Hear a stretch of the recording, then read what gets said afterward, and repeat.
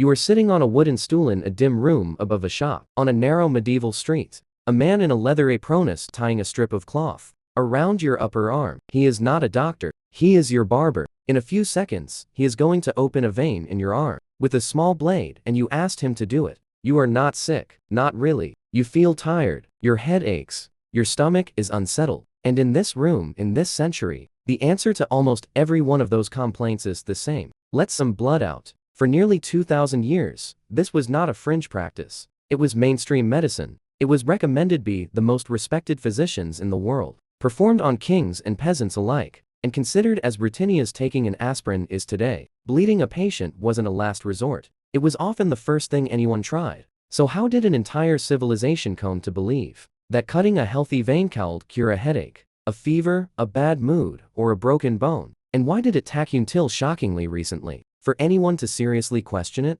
Let's start with the idea that made all of this make sense. To the people living it, the theory behind bloodletting comes from a framework called humoral medicine, and it dominated Western medical thought from antiquity through the early modern period. The core idea is deceptively simple. Your body contains four fluids, or humors: blood, phlegm, black bile, and yellow bile. Health isn't the absence of germs, because nobody yet knew germs existed. Health is balance. When one humor builds up too much, you get sick. The job of a physician isn't to kill an invading pathogen, it's to restore equilibrium. This idea is most closely associated with the physician Galen of Pergamon, whose medical texts shaped European medicine for over 1,000 years after his death. Galen didn't invent humoral theory. He inherited it from earlier Greek medicine associated with Hippocrates. But Galen systematized it, wrote about it extensively, and turned it into something close to medical law. His writings specify which vein to open for which ailment, how much blood to remove, and at what time of day the procedure would be most effective. Under this system, blood was considered the dominant humor, and too much of it was blamed for an enormous range of problems. Fevers, headaches, inflammation, even mental health complaints like anxiety, or what we'd now call depression, were sometimes attributed to an excess of blood, or an imbalance it caused. If blood was the problem, the solution seemed obvious. Remove some of it. Here's where the story gets more interesting than the simple version most people know. You might have heard the claim that medieval doctors bled people for absolutely everything, with no logic at all. That's not quite accurate, and the real picture is stranger. Physicians who followed Galenic medicine had detailed, specific protocols. They believed in matching the site of bleeding to the location of the ailment, timing procedures according to the phases of the moon, and adjusting the amount of blood removed based on a patient's age, constitution, and the season. This wasn't random butchery. It was, by the standards of its time, a rigorous and internally consistent medical system. The tragedy is that the entire foundation it rested on was wrong. Now, let's talk about who actually did the cutting, because it usually wasn't physician at all. By the medieval period, a strange division of labor had emerged. University-trained physicians, who were relatively few and expensive, diagnosed illness and prescribed treatment. But the messy, hands-on work of cutting skin and pulling teeth was considered beneath them. That work fell to barber-surgeons. Yes, the same people who cut your hair. In London, this trade was formalized. The worshipful company of barbers and the company of surgeons operated as regulated guilds, and for a period they were merged into a single organization. The company of barber-surgeons, chartered in 1540, barbers were licensed to perform bloodletting, pull teeth, and do minor surgery. In addition to shaving and cutting hair, the red and white striped pull you still see outside barbershops today is a direct visual descendant of this practice. Historians generally agree red represented blood, the white represented the bandages, and the pole itself represented the stuff a patient would grip during the procedure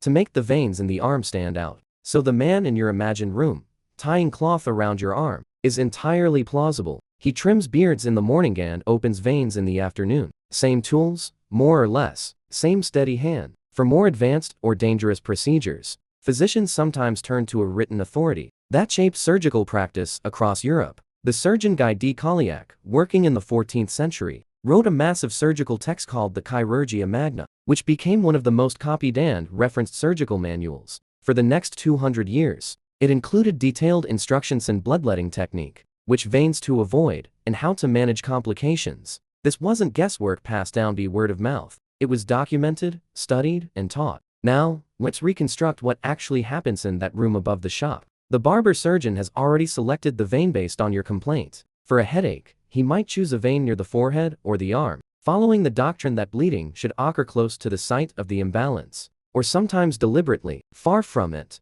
depending on which school of thought follows. He ties the cloth tourniquet around your upper arm to make the vein bulge. He takes a small blade called a fleam, or sometimes a spring-loaded devisecled a scarificator, that could make several small cuts at once. He positions it over the vein. You feel a sharp pinch. Blood begins to flow into a shallow bowl he holds beneath your arm. He is not guessing how much to take. Physicians of this period worked with fairly specific guidelines, often measuring blood loss by the ounce, and adjusting the amount based on your perceived strength, your age, and the severity of your symptoms. For a robust adult with a serious fever, some practitioners recommended removing hat would now sound like an alarming volume, sometimes over a pint in a single session, occasionally repeated over consecutive days. You sit there. The bowl fills slowly. Your barber watches your face for signs of fainting, which he would interpret not necessarily as danger, but sometimes as evidence teeth treatment was working, since fainting could be seen as a sign corrupted humor was being expelled. When he judges enough has been removed,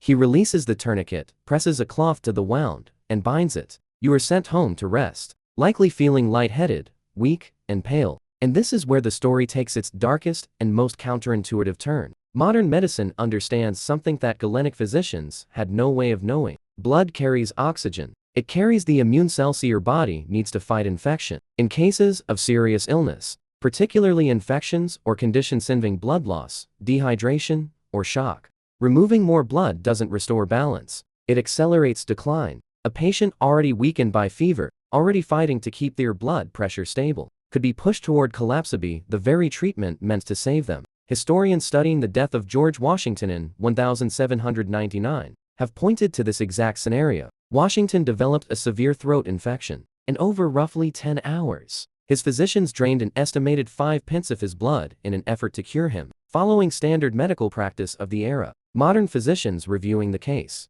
have suggested the aggressive bleeding likely worsened his condition, rather than improving it. This isn't a fringe theory. It's a widely discussed example in the history of medicine, of a well-intentioned, standard treatment that may have hastened a patient's death. Here's the part that deserves intellectual honesty. Because the full picture is more complicated than bloodletting was pure quackery. Historians of medicine still debate exactly how harmful the practice was across the board, because outcomes varied enormously depending on the patient, the illness, and how much blood was actually removed. Some conditions, purely by coincidence, may have seen mild symptomatic relief from reduced blood volume, particularly certain types of fluid overload, but for the vast majority of illnesses it was used to treat, especially infections and fevers. Modern medical understanding suggests it did far more harm than good, weakening patients precisely when their bodies needed all their resources to fight back. So why did it survive as standard practice for so long, across so many cultures, for so many centuries?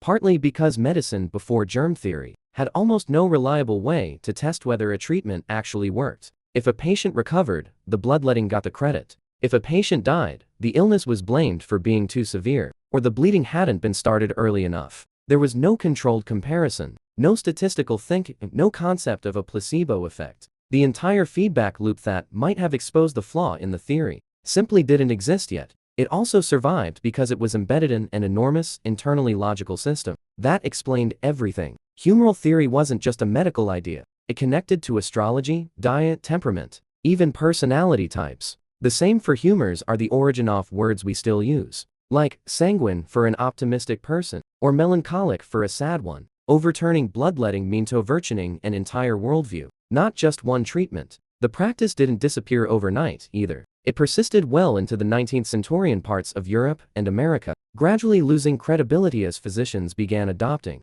more evidence-based approaches and as statistical thinking entered medicine. One of the pivotal moments came when physicians started actually counting outcomes, comparing bled patients to unbled patients with similar conditions, and finding the results didn't support the theory. That kind of comparative thinking, obvious to us now, was genuinely radical at the time. Now, here's the twist hat makes this whole story even stranger. Bloodletting didn't vanish from medicine. It just got a new name, new justification, and a drastically narrower set of uses. Modern medicine still deliberately removes blood from patients as treatment under a procedure called therapeutic phlebotomy. It's used for a handful of specific, well-understood conditions, such as hemochromatosis, a disorder where the body absorbs too much iron, or polycythemia vera, a condition where the bone marrow produces too many red blood cells, thickening the blood dangerously. In these narrow, specific cases, removing blood genuinely helps, because the underlying physiology actually calls for it. The ancient instinct wasn't entirely wrong,